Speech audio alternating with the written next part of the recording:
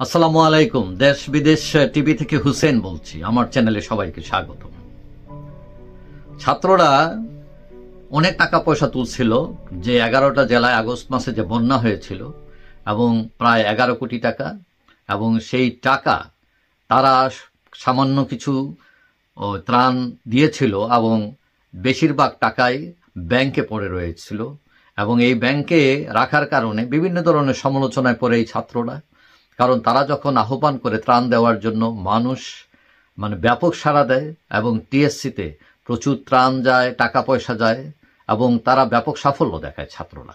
কিন্তু সেই টাকা খরচ না করে পুরোটা বেশিরভাগই ব্যাংকে ফেলে রাখার জন্য মানুষের মনে প্রশ্ন দেখা দিয়েছে যে তাহলে তোমাদেরকে কেন টাকা দিলাম। মানুষ ওষুধ পাচ্ছে না, খাবার স্যালাইন পাচ্ছে না, হ্যাঁ, মানুষের অনেক অসহায় মানুষের গরু ছাগল খাদ্য এগুলো সব ভেসে গেছে।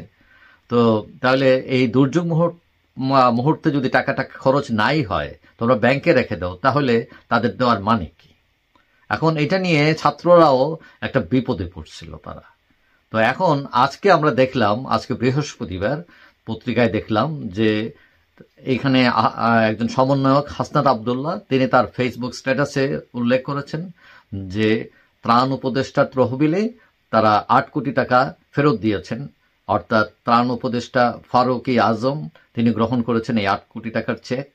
এবং তিনি এটাও বলছেন যে বুধবারে তাদের যে অডিট, অ্যাকাউন্টসের এই অডিট, ফাইনাল অডিটও প্রকাশিত হয়েছে, এবং তারা বলছেন, অডিটে বলা হয়েছে যে টোটাল তাদের 9,91,51,213 টাকা তাদের 2 ব্যাংকে আসছে, এবং সেখান থেকে তারা 1,91,00,000 উত্তরবঙ্গে বন্যার্তদের দিবেন বলে তাদের আরেক সমন্বয়ক লুৎফর রহমান জানিয়েছেন, এবং 8 কোটি টাকা তারা দিয়েছেন। এই হলো তাদের হিসাব, দিয়েছেন সরকারের ফান্ডে।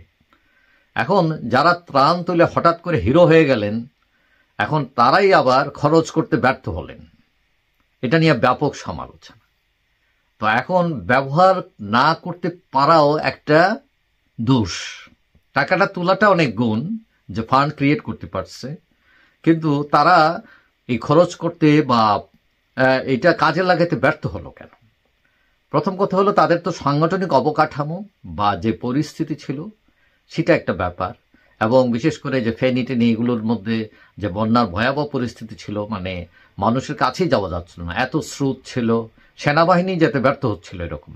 তো এদের তো কোনো সাপোর্ট নাই, এরা ওই নৌকা নিয়ে বাকি নিয়ে যাবে কি করে? তারপরেও তারা গিয়েছে অনেক জায়গায়। তবে একটা জিনিস হলো, এরা তো স্টুডেন্ট, বয়স কম।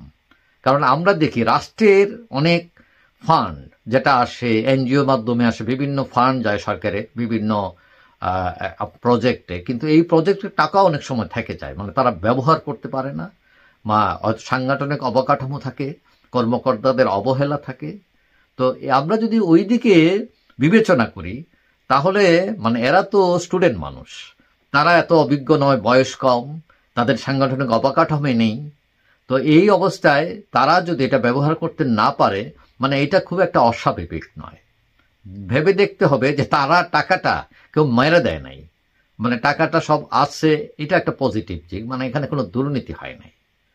এখন কথা হলো যে সরকারি প্রকল্পে যদি টাকা ফেরত যায়, যারা এতদিনের দীর্ঘ অভিজ্ঞতা নিয়ে বসে আছেন চেয়ারে, যারা বিসিএস পাশ করে ট্রেনিং নিয়ে বিভিন্নভাবে তারা এই পর্যায়ে গিয়ে ব্যর্থ হন, সেখানে এই যে হাতুড়ে ডাক্তারের মতোই এরা অনেকটা, এই ছাত্ররা, তাদের কোনো অভিজ্ঞতা নেই, তাদের কোনো ট্রেনিং নেই এইসব ব্যাপারে।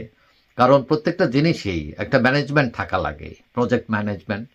তো এইগুলো সবকিছু মিলিয়ে তারা হয়তো ব্যর্থ হয়েছে, কিন্তু এইটাকে আমি অনেক বড় ধরনের ব্যর্থতা মনে করি না। কারণ এই বয়সে বা এই ধরনের একটা অ্যাক্টিভিটিসে 100% সফল হবে এটা চাওয়াটাও ঠিক নয়।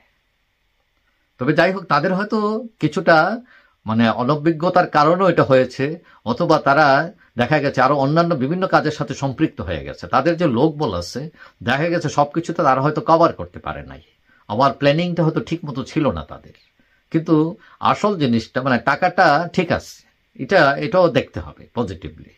যাই হোক, আশা করি আমরা পরবর্তী কোনো দুর্যোগে বা কোনো প্রয়োজনে, রাষ্ট্রের প্রয়োজনে তারা হয়তো আরো ভালো পারফরমেন্স দেখাবে, এবং এইসব ভুল কাটিয়ে রাষ্ট্রের পেছনে তারা সময় দেবে এবং অবশ্যই সাকসেস হবে। যাই হোক, সবাই ভালো থাকবেন। আশা করি দেখা হবে অন্য কোনো ভিডিওতে ইনশাআল্লাহ। আল্লাহ হাফেজ।